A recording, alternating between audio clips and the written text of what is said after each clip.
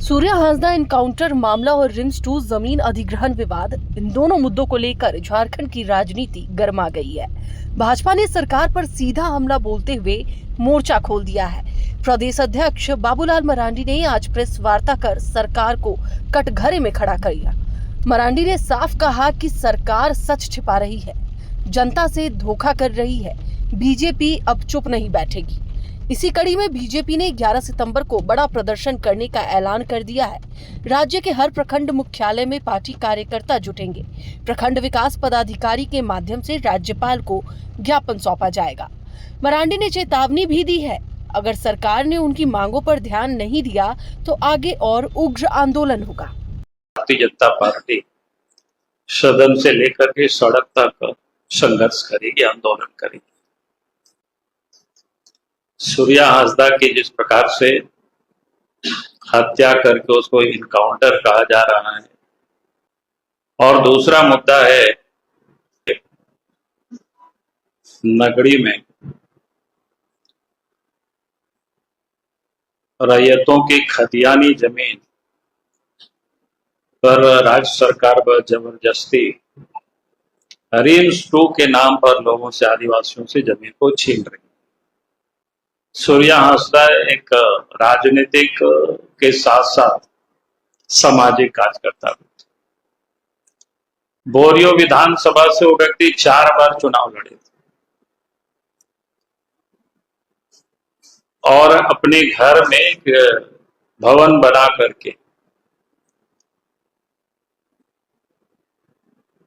250-300 बच्चों को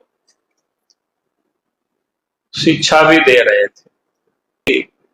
राजनीतिक में भी सक्रिय भूमिका निभाते थे और सामाजिक काम में भी वो लगे रहते थे। डकैता लालमटिया के पास, तो वहां लालमटिया में कोयला का भी खदान। फिर जहां से चुनाव लड़ते बोरियो साहेबगंज जिला, उस बोरियो विधानसभा क्षेत्र का जो मिर्जा चौकी वगैरह जो क्षेत्र है, जहां से पत्थर की बड़ी मात्रा में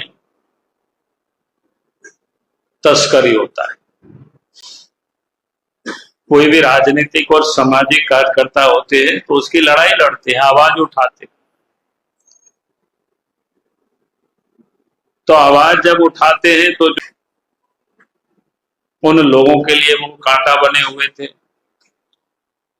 और जो लोग इलीगल काम करवाते हैं उन लोगों के लिए भी कांटा बने हुए थे। और मुझे कहने में कोई आपत्ति नहीं है, क्योंकि जब से हेमंत सोरेन के नेतृत्व में सरकार बनी है तो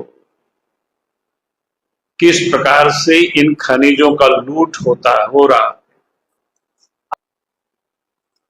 और वो व्यक्ति उन माफियाओं के विरोध में, भ्रष्ट अफसरों के विरोध में, दलालों के विरोध में आवाज उठा रहे थे, तो उनको रास्ते से साफ करने की ये लोगों ने तैयारी की। और उनको जिस प्रकार से देवघर जिला के नावाडी गांव से मोहनपुर थाना से उनको उठा करके ले जाता है और उनको बेरहमी से मारा जाता है। उनके शरीर आज भी, अगर आप सब लोगों ने देखा होगा, तो उनके शरीर में जिस प्रकार से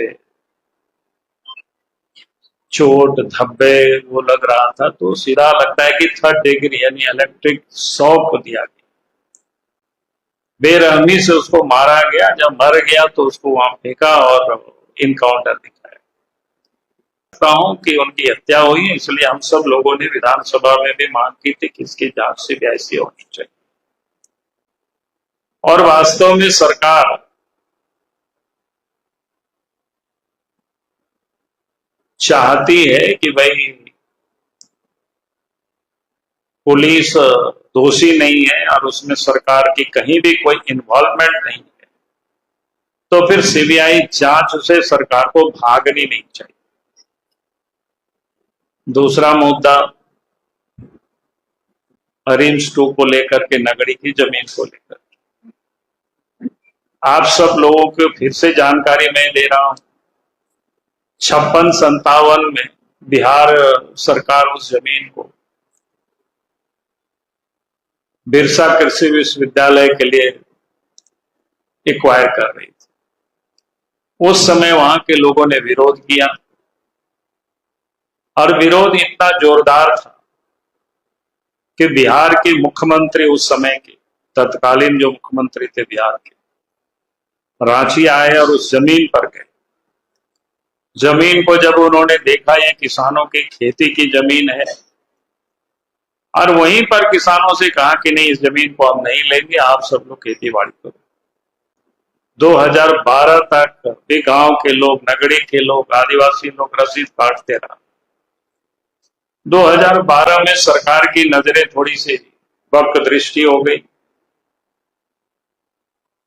IIM, IIIT के लिए उस जमीन को अधिग्रहण करने की फिर सरकार ने सोचा, तो लोगों ने उस समय भी विरोध किया, जोरदार विरोध किया, और विरोध के परिणाम स्वरूप केस मुकदमा भी लोगों के ऊपर हुआ, लेकिन जमीन पर फिर सरकार नहीं कुछ कर पाई, छोड़। लेकिन रसीद काटना बंद हो गया। और इधर जब हेमंत सोरेन दूसरी बार सरकार बनाए, तो बस रेंज 2 के लिए फिर से उस जमीन पर उनकी नजर पड़ी और उस आदिवासी जमीन को फिर से कब्जा करने की कोशिश कर। 24 तारीख की घटना आप सब लोगों ने देखा है। गांव के लोगों ने किस प्रकार से विरोध किया, जितने कंटेली तार लगाए तो सब भी लोगों ने हटाया।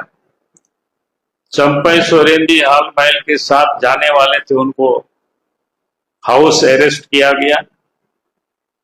लेकिन वो गांव के लोग चारों तरफ से, सामाजिक, राजनीतिक, कई नेता, लीडर, सब लोग पहुंचे।